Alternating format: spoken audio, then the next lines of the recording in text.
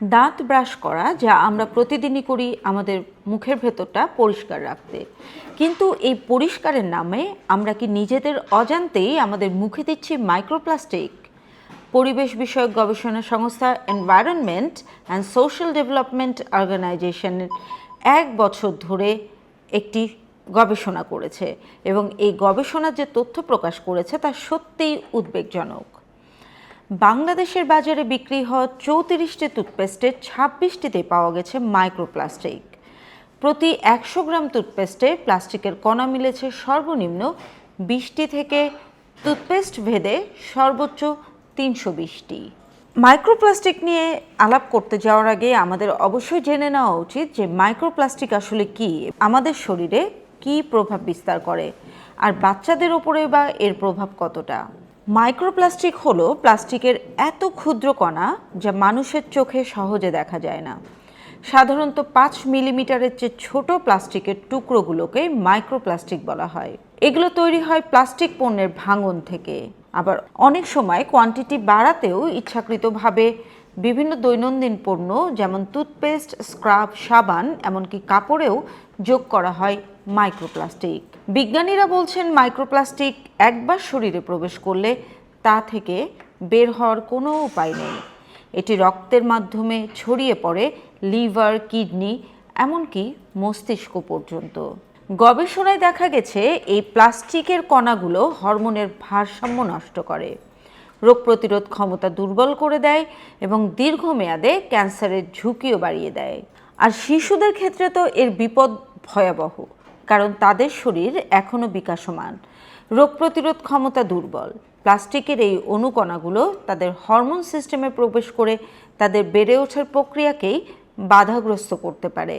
British journal of নিউট্রিশনে প্রকাশিত এক গবেষণায় দেখা গেছে যে শিশুদের শরীরে বেশি মাইক্রোপ্লাস্টিক পাওয়া যায় তাদের মধ্যে হরমোনজনিত সমস্যা, অ্যালার্জি, এমনকি শ্বাসকষ্টের হারও বেশি। আর টুথপেস্টের মাধ্যমে প্রতিদিন এই বিষ গিলে ফেলা, যার প্রভাব বছরের পর বছর ধরে জমতে থাকবে আমাদের শরীরে, আর একদিন দেখা দিবে ভয়াবহ আকারে।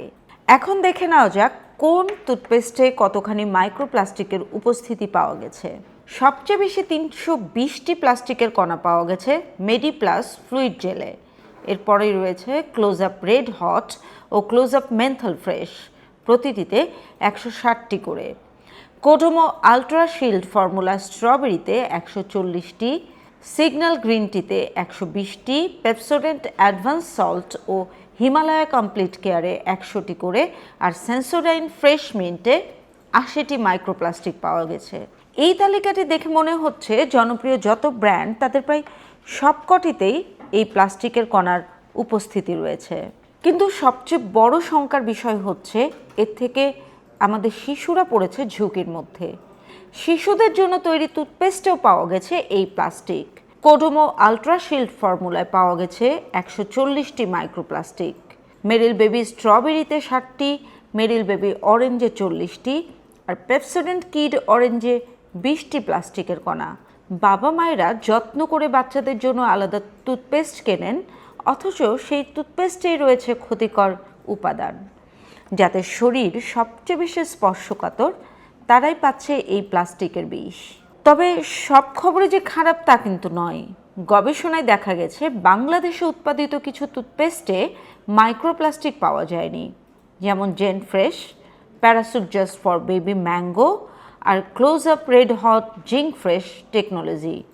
এছাড়া শিশুদের জন্য আমদানিকৃত কোডোমো অরেঞ্জেও শনাক্তযোগ্য কোনো মাইক্রোপ্লাস্টিক পাওয়া যায়নি। এই ব্র্যান্ডগুলো এখনও নিরাপদ, এখনও নির্ভরযোগ্য। এখন প্রশ্ন হলো, আমরা প্রতিদিন যে টুথপেস্ট ব্যবহার করি সেটা কি তবে আমাদের ক্ষতি করছে? মাইক্রোপ্লাস্টিক মুখের ভেতরে দিয়ে শরীরে প্রবেশ করছে, যার দীর্ঘমেয়াদী প্রভাব কিন্তু এখন পর্যন্ত গবেষণায় নেই।